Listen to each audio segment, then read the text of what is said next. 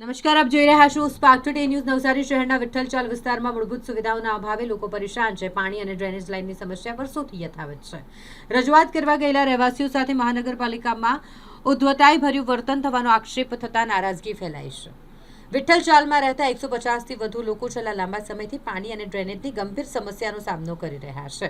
વર્ષ 2023માં વિજલપુર નગરપાલિકા સમયે અરજી કરાઈ હતી, પરંતુ કોઈ ઉકેલ ન આવ્યો। મહાનગરપાલિકા બન્યાને 1 વર્ષથી વધુ સમય થઈ ગયો છે, તેમ છતાંય સ્થિતિ બદલાઈ નથી। રજૂઆત કરવા ગયેલા સ્થાનિકો સાથે નાયબ કમિશનર દ્વારા ઉદ્ધત વર્તન કરાયું હોવાનો આરોપ છે। શૌચાલયની સુવિધા ન હોવાને કારણે લોકો ખુલ્લામાં શૌચ કરવા મજબૂર છે। સ્થાનિકોએ વહેલી તકે સમસ્યા ઉકેલાય તેવી માંગ કરી રહ્યા છે।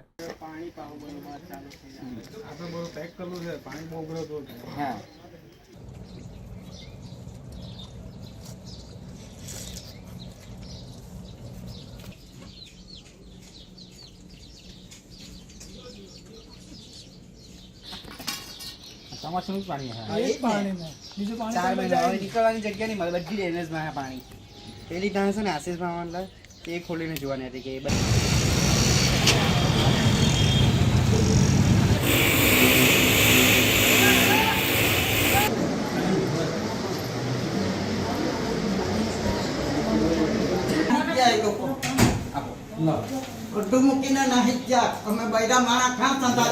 એ સમયે કામ કરી તો પાઇપ તો નખાઈ ગયા, એ સમયે નખાઈ ગયા, પણ આજ દિન સુધી એનું જે મેન જતા રહ્યા પણ કોઈ તા આવીને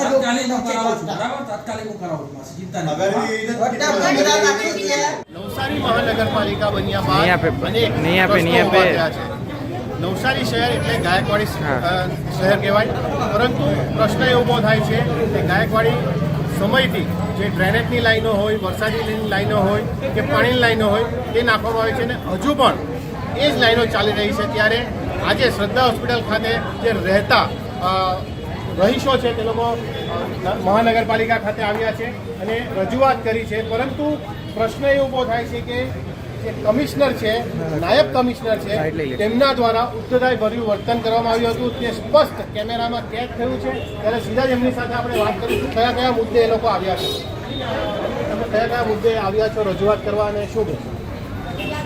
તમારું નામ? અમારે છે ને ડેનટ લાઈન, ઘટી લાઈન એની પ્રોબ્લેમ છે। અમે બૈરા માણા કાં ગયા રસ્તા પર જઈએ સંડાસ કરવા કે નહીં તો પછી ડબ્બા લઈને આવવું પડે। હા, અહીંયા શું માંગ છે તમારી? અમારી ટ્રેનની માંગ, ડેનટ લાઈનની માંગ, ઘટી લાઈનની। તો ચોક્કસપણે કહી શકાય કે નવસારી શહેરને મૂળભૂત સુવિધાઓ, ડ્રેનેજ, વરસાદી ગટર અને પાણીની લાઇનની મૂળભૂત સુવિધાઓ છે, તેનાથી ક્યાંક ને ક્યાંક 1 વર્ષ ઉપર થવા છતાં પણ મહાનગરપાલિકા વંચિત રાખી રહી હોય। આદિવાસી જે વિસ્તાર છે તે લોકોને કમલેશભાઈ છે, એમની સાથે જ વાત કરીશું, આગેવાન છે તેમની સાથે વાત કરીશું। કમલેશભાઈ, તમે નાયબ કમિશનર પાસે ગયા હતા, જીવ વસાવા સાહેબ પાસે 2023માં ચીફ ઓફિસર હતા, ત્યારે જ રજૂઆત કરી હતી। હવે નાયબ કમિશનર છે, રજૂઆત કરવા એવા ઉદ્ધતાઈભર્યું વર્તન હતું, શું કહેશો? એ રીતે એમના ચેમ્બરમાં અમે ગયા અને જે રીતે અમારી રજૂઆત સાંભળવાની હોય સામાન્ય વ્યક્તિની, એ રીતે સાંભળવામાં આવતી નથી, એવું મારા હિસાબે મને પણ લાગ્યું। અને તમે પત્રકાર મિત્ર પણ ત્યાં હાજર હતા, તમારા વિડીયોમાં પણ તમે કદાચ જોયું હશે કે કેવી રીતની શબ્દોનો પ્રયોગ કરવામાં આવ્યો છે। આજે કોઈ પણ સમસ્યા હોય, સામાન્ય માણસ હોય તો એ પોતાની સમસ્યા માટે ત્યાં લઈને આવતો હોય તો એમની રજૂઆત સાંભળવાની તમારી ફરજ છે, પણ જે રીતનું આદિવાસી સમાજના થઈને આદિવાસી સમાજના સાથે જો આવી રીતના વર્તન કરતા હોય તો અન્ય સમાજ સાથે પણ કેવી ખરાબ વર્તન કરતા હોય, એ બાબતનો અમને દુઃખ છે।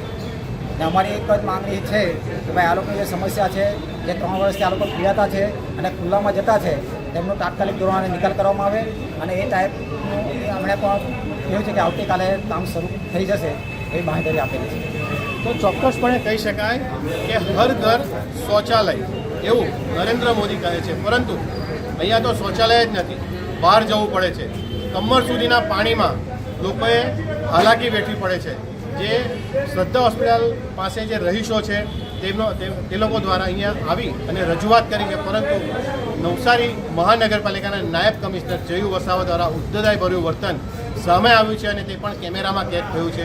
ત્યારે આ જે આદિવાસી વિસ્તારના જે લોકો છે, ગરીબ લોકો છે, તે લોકો એક જ માંગ કરી રહ્યા છે કે ડ્રેનેજ, વરસાદી પાણી અને જે સ્વચ્છની જે માંગ છે તે કરવા માટે નવસારી મહાનગરપાલિકા ખાતે આવી અને નાયબ કમિશનરને રજૂઆત કરી છે. Stellar spectre news Navsari. એટલે જે વિઠ્ઠલ મકાનની ચાલ છે એમાં ડ્રેનેજના કેટલાક પ્રશ્નો બાબતે રજૂઆત થઈ છે.